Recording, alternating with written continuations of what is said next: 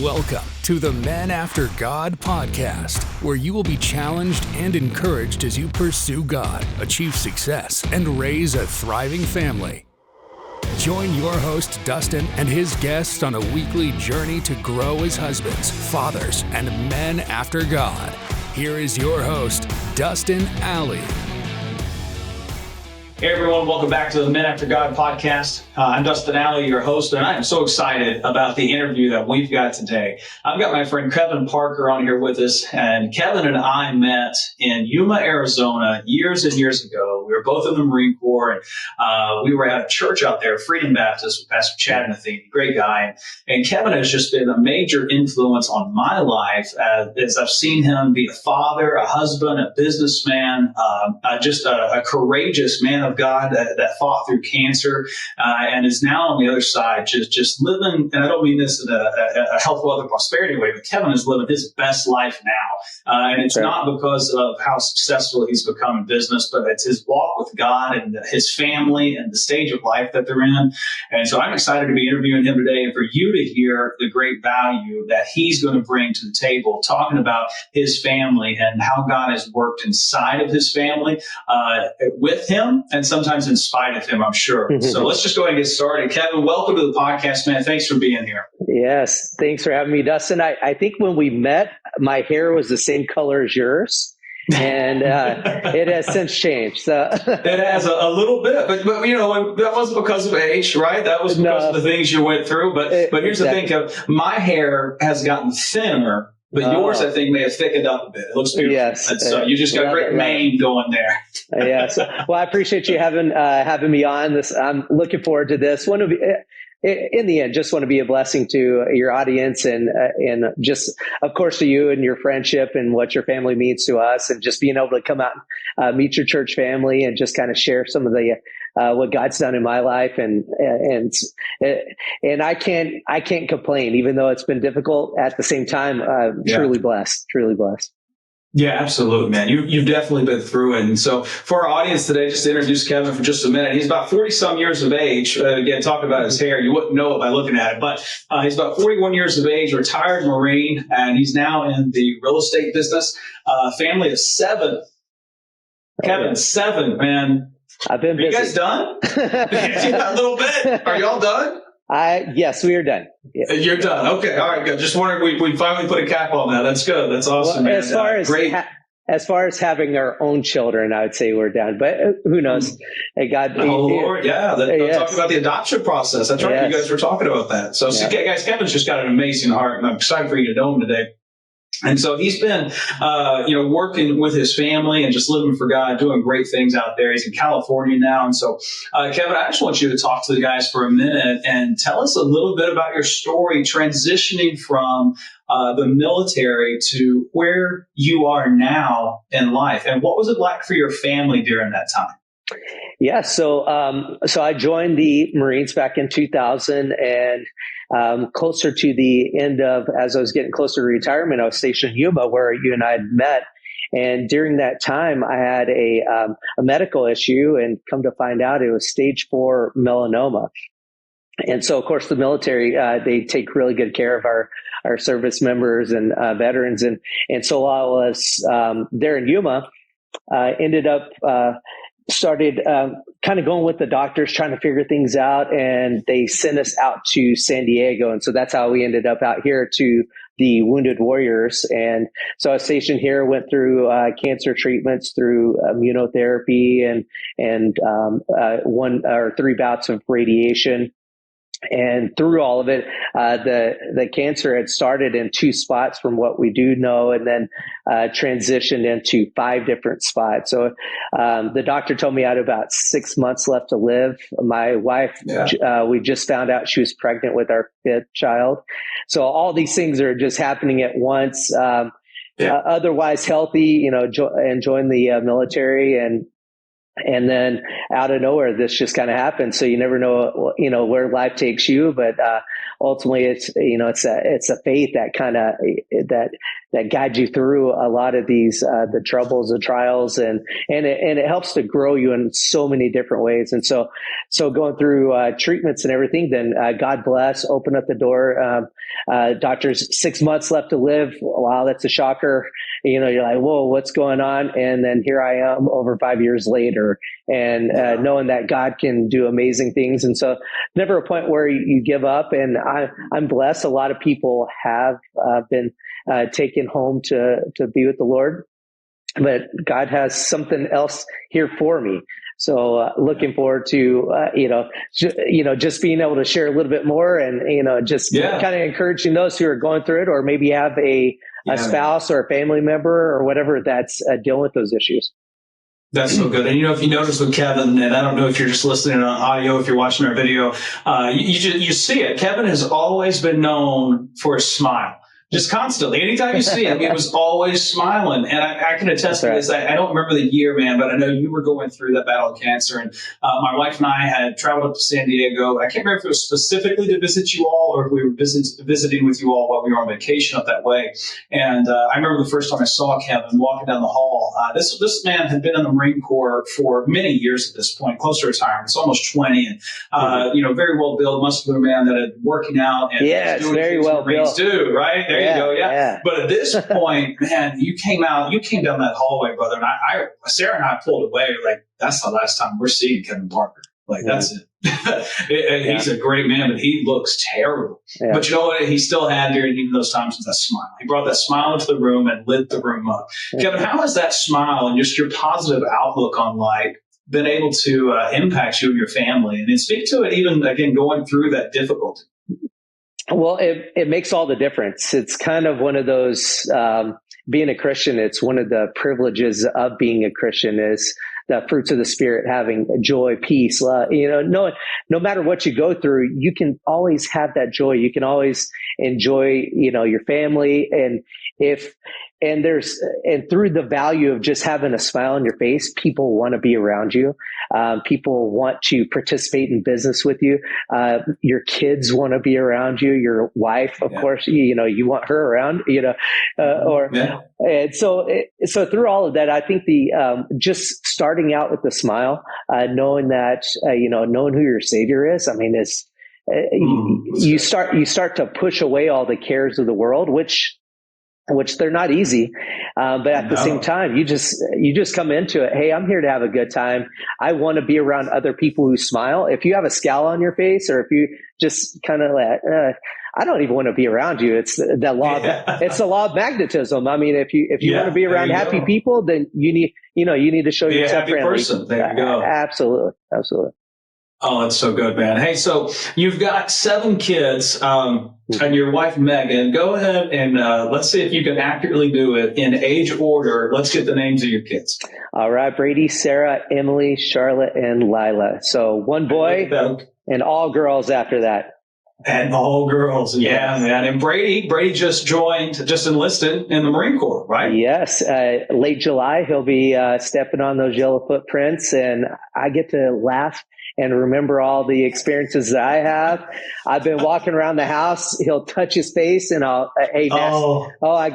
his new name is now Nasty. I mean, we're just it's just getting used to it. You're just getting so much fun. Oh yeah, so much fun. So it's bringing back lots of memories, and just seeing him. And I told him I encouraged him to actually join the Space Force. I'm like, don't do the Marine thing. I'm like, go do something. Go see the aliens. But of course, he's into he wants the ladies to like him. So there you go. It's the uniform. Yeah, it's the uniforms, and he wanted something tough. And of course, I'm all for it. So. Yeah, I love that. Yeah. One of the things I love about your kids, and Brady's the one that I've seen, from, I think I met him maybe 3rd or 4th grade, maybe a little older, and see him go to where he is now. I love hearing when you shared stories with me about his business adventures and the things that he's done.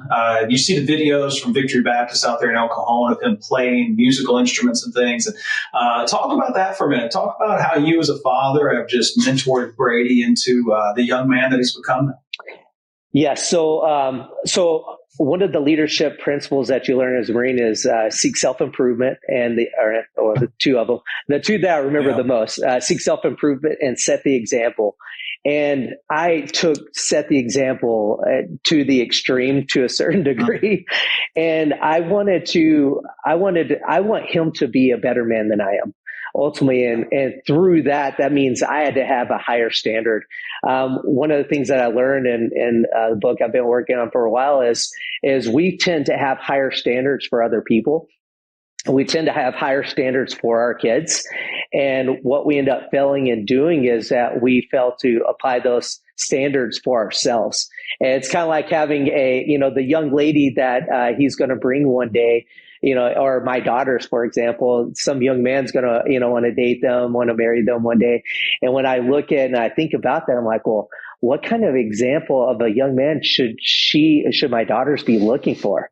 And now that they don't have a young man in their lives yet, I get to write down the attributes of what those young men, if I get to choose them. So if I were to write those down and say, hey, I wanted to be a Christian, I wanted to be good looking because I want to have good looking grandkids. I don't want to have, I want to have all this. Awesome. I wanted to be physically fit. I want them to, just all the different, you could sit down for, write it for a long time, but that's a high standard for a young man that I don't even know. She doesn't even know. And so by writing those down, then I can look at those, and realistically, those are the examples that I should be living. And so setting an example, and not that I'm going to do it perfectly. And we all, how many of us have started a gym membership, guilty, and didn't finish it, right? So Kevin, we didn't have to go there, man. We did not have to go there. All right.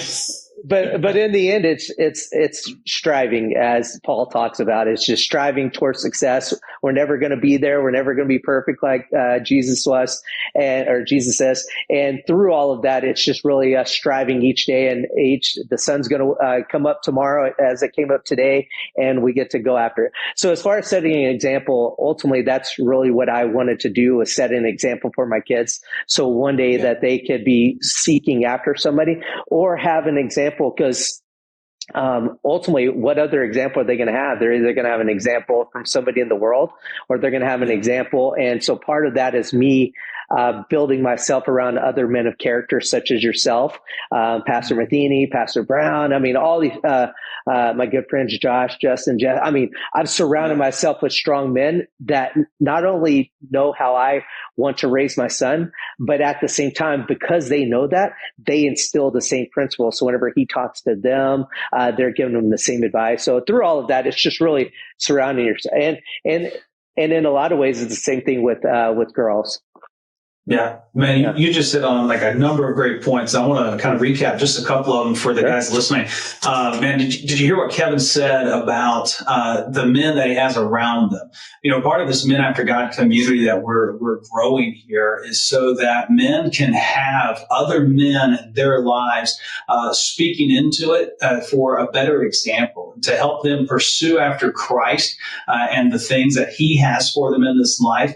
And not just, the spiritual things of this world, but Kevin, you're a great example of a person who has achieved financial success. And what I love about it is you use your financial success for the church and for the things of God. And so that's what being a man after God is about pursuing after that godly success with a thriving faith and family, and knowing that you're not doing it on your own. You just said there, like, I've got myself setting the example, but I've put these other men around my son so that they can see that, and my daughter, so that they can see what a godly man is and what it is they should be looking for. And I think that's a great point and a great reason to join our Men After God Facebook community. You can go to facebook.com/Men After God. There's a few questions on there we ask before you jump in. We just want to make sure everybody's pursuing after the same things and knows what we're about. But get in there, get around the guys that are there, that are posting and talking about their lives and how they're helping grow their kids and be better husbands and pursue after the financial things of life, not for their own glory, so that they can bless others. You hit a great point about your book And you talked about something that was in there, but go ahead and tell the guys what the name of your book is. And he's been writing this for a while. I can't wait for it to come forever. out. Go and tell the name. But you know what? Great things take time. Yes. And that's what this is. It's going to be a great thing that everyone's going to need to get. But go ahead and tell the name of your book. Let's get a little background on it, where it kind of started in your mind, and Sure. how it impacted, how the practice of your book impacted your family. Yeah, the idea was I didn't like the idea of chores. What I learned was that chores just have, when we were in the Marines, they transitioned from counseling to mentorship. It's just a word switch. Yeah. It's still the same thing. And so, so when I think about chores, whenever a parent talks about chores, these are things I have to do versus things I get to do. And so I like the idea of switching it from chores to responsibilities. So what it eventually led to was an idea of knowledge pay, because as I wanted my kids to be educated, I wanted them to be well-rounded. I go based off of SPME, spiritual, physical, mental, educational, and there's a lot of subcategories that kind of fall inside in each of those. Yeah. And so we started we only had 3 children at the time. Brady was learning how to read. We created a chart for him, and so I had 100 squares on it. And so the idea, we got a bunch of different color stars, my wife did, and she put these stars based off the difficulty level or how big they were. And once he completed a book, then he would get paid a certain amount. So it was like 10 cents. So you could do it based off your own personal budget. And he eventually did 100 books. And I think it took him about 3 months. And if I remember correctly, he's like 6 years old. I mean, so for me, I didn't grow up reading. It wasn't really something I did. I grew up outdoors and hunting and all that. But now as I've gotten older, I'm like, come on, Kevin, you need readers are leaders, you know? And so if you're not reading, then me personally, I'm like, I would get after you. And so I require my kids to do it. So I can't require my kids to do it unless I'm setting the example. And so we started with that book chart. And then what led into is there's a lot of, it pays to be educated. And so that's where the term knowledge pay comes from. If you read Proverbs chapter 1, this is what I've learned since. Proverbs chapter 1, verse 1, Solomon's introduced himself as the son of David, of course, his dad being the king. And so now he's taking over. So imagine you're the wisest man to ever live, as the Bible says. You're the wisest man. What would the first verse that you would put down after you're saying, hey, this is who I am? He talks about knowledge. He talks about instruction. He talks about understanding, and he talks about wisdom. And so as I begin to think about the very first verse, he's basically explaining, hey, here's the foundation of it. And so that's a whole other book that I've got an idea on. But ultimately, I wanted my children to seek knowledge, and what are ways that I can implement knowledge inside of our home dynamic, so that they can receive pay from it. Because ultimately I go to work, and some of your spouses may go to work. And so you're bringing in income. My wife, Megan, she stayed at home. We've always homeschooled. And through that, because I brought the money home, doesn't necessarily mean that they're not participating in the finances of the home. Yeah. Mm-hmm. And so it's extremely important. So in a lot of ways, in most family dynamics, it's just the dad or just the parents are bringing home, and then the kids are just kind of on their own. I'm like, no, we got to switch this up a little bit. We got to flip the script as Jesus would. Like, no, you're part of bringing income. You may not be able to bring actual cash, or a paycheck, but what you can do is you can add value to the home through responsibilities, just like my responsibility going to work, or Megan's responsibility of taking care of the home and raising the kids through school. And so the kids have a responsibility in that, and it creates a fully functioning family. And so what we ended up creating daily responsibilities. So we got rid of chores. Chores are something I have to do. Responsibilities are something I get to do. It's like owning a business. It's now my responsibility as a father, as a husband. That's my responsibility. It's not something I have to do. It's something I get to do. So we switched it from chores to responsibility. And then through the daily responsibilities, we created a chart. I need to be on a schedule. If I'm not on a schedule, I would be able to get a lot of the things that I do done. And I still fell at that. I struggle with like checklists, and then I do it on the iPad this time. And then I need to do a calendar, and then I'll forget the calendar and all those. Everybody's dealing with these same issues.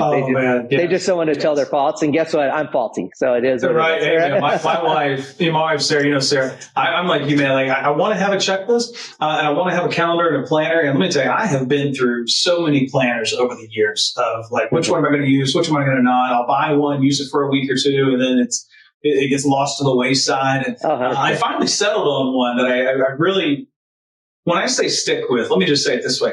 I'm not buying another one. Right? I'm forcing myself on this one. And it's that Michael Hyatt full focus. Full focus. I thoroughly enjoyed using that one. I don't use it to its fullest extent because one thing I've learned, attention to detail in the Marine Corps, like I had to do it. Now it's not something I'm a major fan of. And so that it's got so much detail in there you can get in. And I'm just like, you know what? I need this to help me get through my day and accomplish my goals. And so, no, I'm right there with you, man. I love that you accept that, like I fell in this too. And even with your kids, you set that example of, look, hey, you've got these responsibilities. You need to take ownership of them. You're going to mess up. That happens. That's going to happen to dad. It's going to happen to you. But you keep moving forward and you love them and you're paying them and you've made them a part of the family, taking that ownership. 100%. Man, that's awesome. Well, and ultimately, if we know that we're going to fail and, we're adults, we have it all figured out. The earlier you can teach your kids the maturity of schedules and priorities and, because if you just let them go to do whatever they want, they're going to be lazy most of the time. They're going to do exactly what they want, right? Yeah, exactly. But we don't get to, as adults, we don't always get to until you get to a certain financial level or a business level or whatever. You don't get to just do what you want. And most of the time, as you move up the income level, they say new levels, new devils. It's 100% true. 100% true. Sure. Yeah. All right. Then you become much greater friends with your CPA after a certain amount of income, right? Exactly. So you got to learn taxes. You got to learn this, or you're paying somebody to do it. And then now, all those issues. So ultimately what you want to do, what we started doing with Knowledge Pay is we just created a structure for our kids. They had daily responsibilities. These are non-negotiable because just like I don't get to sleep in, I get to go to work, I get to do these things. And so because of that, we had responsibilities for each of the kids. And so it was age appropriate. And at the end of the day, what we did was like, all right, you finish all your daily responsibilities. You grab we had little jars with their names on it, and we put a popsicle stick that was colored and it had the amount on top of it. And so they would move a DR for daily responsibilities into their specific space once they completed everything. And then at the end of the week, they would get a paycheck. So we pay $1 per day because it was part of the home, part of the function of the family. And what's kind of cool about that is you can scale it based off of your income. Well, if you want to give them $20 a day, then hey, that's on you. If you got deep pockets, but for us, you want $20 a day. I want to come to responsibilities of your house, right? And so you're teaching kids the responsibilities of how the home works. If you go back in time, you go say into the 1800s or 1900s, before you can just go to the grocery store and buy everything that you want or go to fast food, do all of that. The young man's out there working with dad. And if the young ladies are in the house with mom or cooking and cleaning and doing clothes, if you didn't do those things, you don't survive. You don't survive. And that's why they had a lot of kids. And because Kevin, apparently you thought you lived there too. I do. I've got lots of yard work in this house. Yeah, that's great, man. So we got like 2 minutes left for our regular listeners here. Yes. For those of you that support our podcast financially, we are going to take some time with Kevin, and we're going to do about a 10 to 15 minute deep dive into some of that Knowledge Pay information he's talking about, and I'm going to have him speak more of the big results he has seen in all of his kids. Brady has helped him run a tent shop. I think he did his own business there for a bit. Kevin, was that right? He kind of had his own thing going. And I know his daughters. I've seen them, and I haven't seen them in a while. But I think because Emily's same age as Evan, right? 11, 12? She's 12, yeah. Yeah, I haven't seen her in gosh, we moved out here in 2019, so at least 4 years now. And so, but I know all of them responsible, great young kids. And so we're going to do a little deep dive into some practical things and then here are the results. I don't know about you. I want my kids to have an entrepreneurial spirit, right? Even if they're working a 9-to-5, they get into corporate world, whatever it is, I want them to have an entrepreneurial spirit about them, to be able to overcome obstacles and achieve things in life. And Kevin's done a great job through Knowledge Pay setting his family up for that type of success. But Kevin, last 60 to 120 seconds, man, what is something you would love to tell a young man, 25, 27 years old, wife's maybe pregnant with the first child, or they've got the first child, starting out with that entry level position, or maybe they're starting to move up into middle management or early in their military career. Like, what is the